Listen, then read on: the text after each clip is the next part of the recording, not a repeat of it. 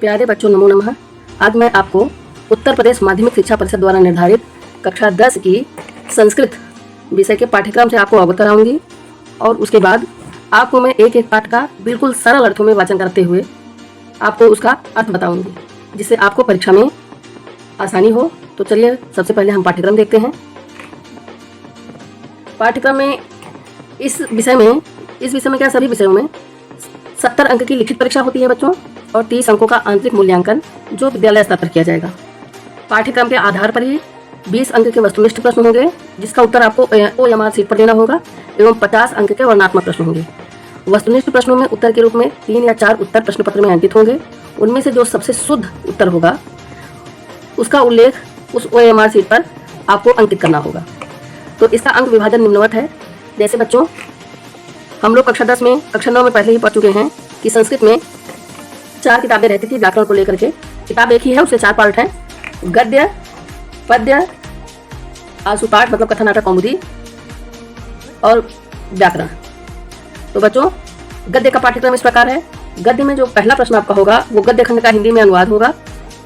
दूसरा प्रश्न पाठ का सारांश होगा जो 4 अंकों का होगा, और जो तीसरा प्रश्न होगा वो बहुविकल्पीय प्रश्न होंगे जो 4 अंकों के होंगे। इस तरह से आपका गद्य में कुल 35 अंक का क्वेश्चन आएगा। उसके बाद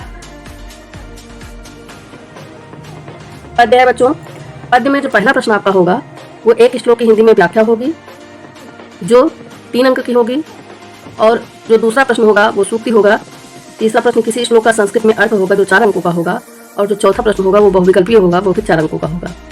उसके बाद आशुपाठ, जिसको हम कथा नाटक कौमुदी कहते हैं, इसमें आपको पात्र का चरित्र चित्रण लिखना होगा हिंदी में, जो 4 अंकों का होगा।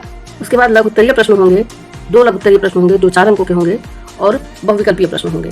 इस तरह से कुल जो आपका कथा नाटक कौमुदी है वो 9 अंक का होगा। उसके बाद बच्चों हम आ जाते हैं व्याकरण में। व्याकरण, अनुवाद और रचना जो खंड खा होगा।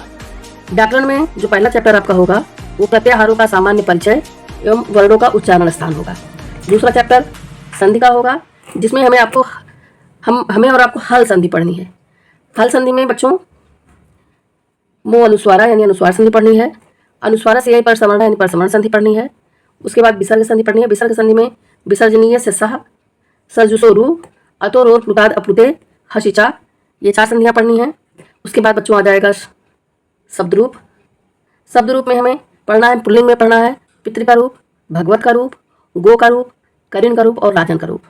उसके बाद बच्चों स्त्रीलिंग में पढ़ना है धेनु, नदी, वधु और सरित का रूप।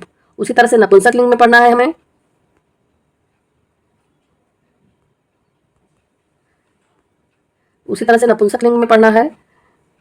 वारिका, मधु, नामन, मनस, किम, यद और अदस का रूप। उसके बाद बच्चों धातु रूप पढ़ना है।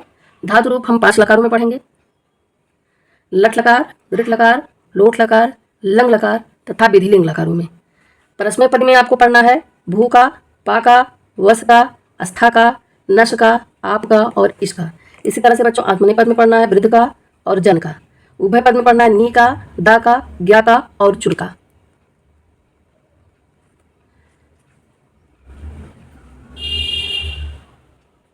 उसके बाद बच्चों हम आ जाएंगे समास पर।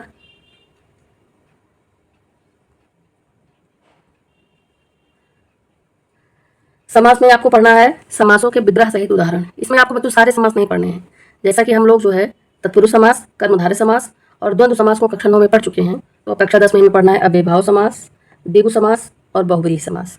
इसी तरह से कारक में हमें पढ़ना है विभक्ति। कारक विभक्ति पढ़ना है निम्न सूत्रों के आधार पर। कारक विभक्ति का ज्ञान एवं प्रयोग, इसमें आपको पढ़ना है कर्तृपि सप्तमम कर्म, कर्मणि द्वितीया। इसी तरह से तृतीया विभक्ति का करण कारक का सूत्र साधक तमम कारणम, कर्तिकर्णयोः तृतीया। चतुर्थी विभक्ति संप्रदान कारक का सूत्र पढ़ना है कर्मणा यम अभिप्रयतिसा संप्रदानम, चतुर्थी संप्रदाने। इसी तरह से पंचमी विभक्ति अपादान कारक का सूत्र पढ़ना है ध्रुवम अपायपादानम, अपादाने पंचमी। अधिकरण कारक का पढ़ना है आधारो अधिकरणम और सप्तम अधिकरणे चा। उसके बाद आपका 7वां चैप्टर है प्रत्यय का, जिसमें कत और कत्वत्व प्रत्यय, तिन, त्वा, लप, सत्र, शानच, तुमुन, मतुप, ठक, त्व, तल, टाप, अनियर और इन प्रत्ययों को पढ़ना है। उसके बाद वाच्य परिवर्तन है। फिर वाच्य परिवर्तन के बाद अगला चैप्टर बच्चों आ जाता है अनुवाद का, जिसमें हिंदी वाक्यों का संस्कृत में अनुवाद रहेगा। 3 वाक्य आपको करने रहेंगे। फिर रचना में संस्कृत निबंध आएगा कम से कम 8 वाक्य का, और उसके बाद संस्कृत पदों का वाक्यों में प्रयोग। बच्चों, यही हमें कक्षा 10 का पाठ्यक्रम है, यही पढ़ना है। अब मैं आपको बताऊंगी कि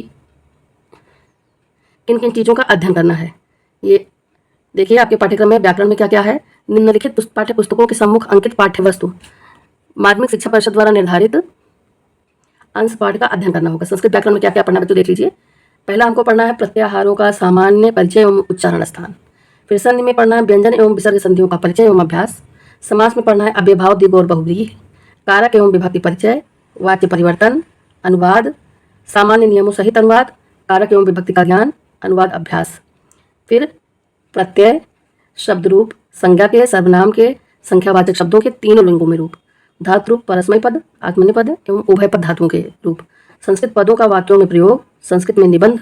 निबंध बच्चों रहेगा विद्या, सदाचार, परोपकार, सत्संगति, अहिंसा परमो धर्मः, मातृभूमि, वसुधैव कुटुंबकम, राष्ट्रीय एकता, अनुशासनम, राष्ट्रपिता महात्मा गांधी, संस्कृत भाषायाः महत्वम, भारतीय कृषकाः, हिमालयाः, तीर्थराज प्रयागः, वन संपत्, पर्यावरणम, परिवार कल्याणम, राष्ट्रीय पक्षी मयूरः, यौतुकम, दूरदर्शनम, क्रिकेट क्रीडनम, जनसंख्या, यातायात सुरक्षा एवं स्वास्थ्य शिक्षा। इनमें से बच्चों किसी एक पर आपको 8 वाक्य लिखने रहेंगे। उसके बाद गद्य भारती जो है संस्कृत साहित्य पर एक दृष्टि डालते हैं कि कौन कौन से पाठ उसमें आपको पढ़ने हैं। पहला तो आपका वैदिक मंगलाचरणम रहेगा। फिर पहला पाठ आपका रहेगा कवि कुलगुरु कालिदास। दूसरा उद्भिज्य परिषद। तीसरा पाठ आपका नैतिक मूल्यानि।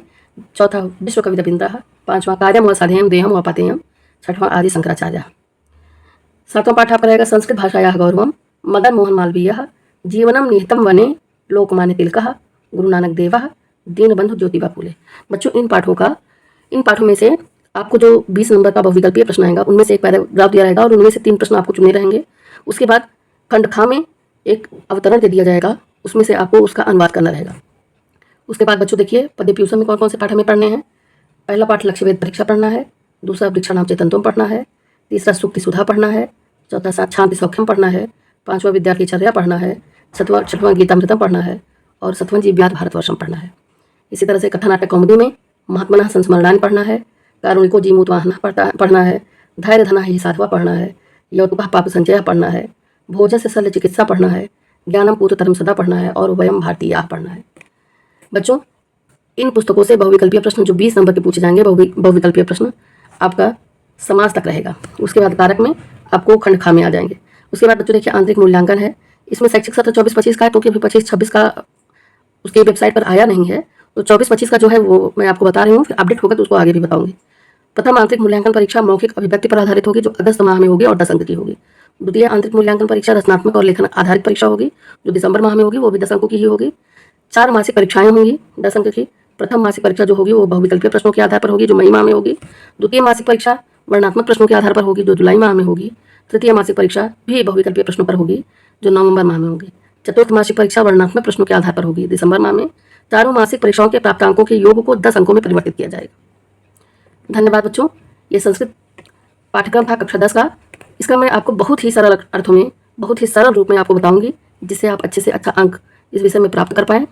और इस सिलेबस को देख करके बच्चों, इस पाठ्यक्रम को देख करके आप बिल्कुल भी घबराएं नहीं। केवल देखने में ही बहुत बड़ा है, बाकी संस्कृत से सरल कोई भाषा है नहीं। इसको आप जितना ही आनंद लेकर के पढ़ेंगे उतना ही इसमें आनंद आएगा। धन्यवाद बच्चों।